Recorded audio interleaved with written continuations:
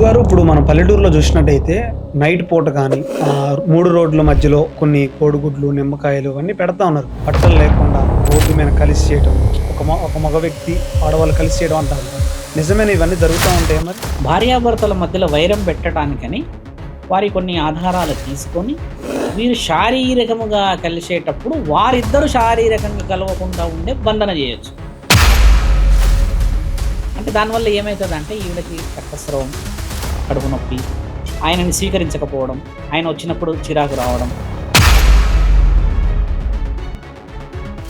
స్త్రీ ఋతుచక్రం అయిన తర్వాత ఏదైతే వాడకంలో ఉంటుందో దాన్ని ఒకవేళ ఆవు తిన్నదనుకోండి, ఆ వంశానికి 7 జన్మల శాపం కలుగుతుంది. మరి నల్లపొడి ఎందుకు పెడతారు? బలహీన ఉన్న వాళ్ళకి ఎవరు తరిమినట్టు, ఎవరు గుండెల మీద కూర్చున్నట్టు, ఎవరో నన్ను పిలిచినట్టు, అంటే నన్ను కర్ణాటకలో మల్లికార్జున ముత్య అని ఫోన్ నెంబర్ చెప్తున్నాడంట, ఏదో బండి నెంబర్ చెప్తున్నాడంట, ఇదేదో చెప్పేస్తున్నాడంట.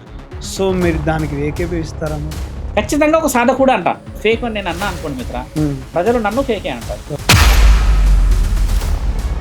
టెంపుల్లో, శివాలయం టెంపుల్లో ఒక లేడీ పీరియడ్స్ వచ్చినా టెంపుల్కి రావచ్చు అని చెప్తున్నారు. రావచ్చు? అబ్రబ్రహ్మ లోకాన్ని, ఆత్మలింగాన్ని, అగ్నిలోకాన్ని మూసే నా తండ్రి పరమశివుడు పార్వతీమాతకి అర్ధనారీశ్వరి తత్వాన్ని ఇచ్చి ప్రతి దాంట్లో సగభాగం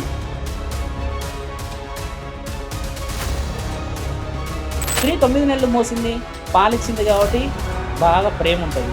మరి పురుషుడు ఏమించడం ప్రేమ ఉంటుంది బిడ్డ మీద. మరి అంత ప్రేమ తండ్రికి ఎందుకు ఉంటుంది తెలుసా మిత్ర?